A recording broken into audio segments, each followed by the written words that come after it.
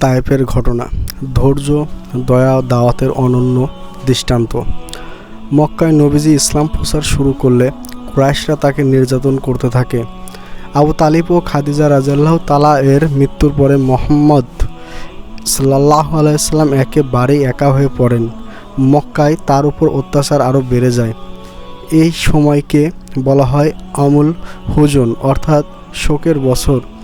এই দুঃসময়ে তিনি মক্কা ছেড়ে তায়েফ শহরে গেলেন ইসলামের দাওয়াত দিতে। হয়তো কেউ ঈমান আনবে, আশ্রয় দেবে। তায়েফ ছিল এক সমৃদ্ধ শহর। সেখানে বসবাস করত সাকিব গোত্রের নেতারা।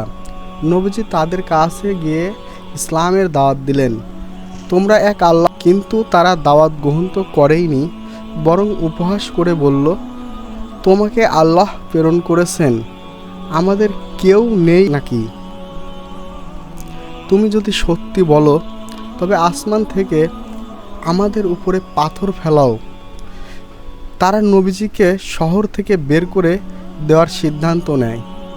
তারা শুধু তাড়িয়েই দেননি, বরং ছোট ছোট ছেলে ও দাসের দিয়ে রাসূলুল্লাহ সাল্লাল্লাহু আলাইহি সাল্লামের পেছনে লাগিয়ে দিল, যারা তাকে পাথর মারতে লাগলো।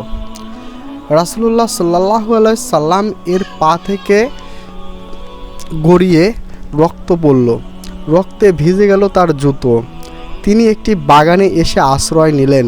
এটি ছিল উতবা ও সাইবা নামক দুই কুরাইশ নেতার মালিকানাধীন বাগান। রাসূলুল্লাহ সাল্লাল্লাহু আলাইহি সাল্লাম সেই বাগানে বসে আকাশের দিকে তাকিয়ে দুঃখ ভরা ক্লান্ত হৃদয়ে দোয়া করলেন, হে আল্লাহ, আমি আপনার কাছে আমার দুর্বলতা, আমার অসহায়ত্ব ও মানুষের অজ্ঞতার কথা জানাচ্ছি। যদি আপনি রুষ্ট না হন তবে আমি কিছুতেই দুঃখিত নই।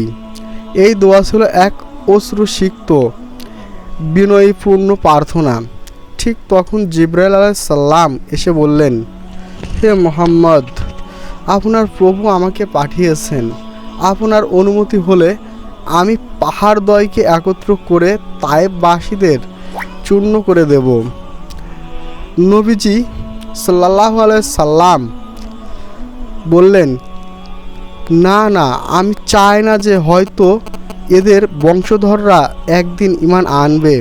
আমি ধ্বংস করতে নয়, দাওয়াত দিতে এসেছি। এটাই ছিল রাসূল সাল্লাল্লাহু আলাইহি সাল্লাম এর মাপ ও মেহেরবানির উচ্চতম নিদর্শন।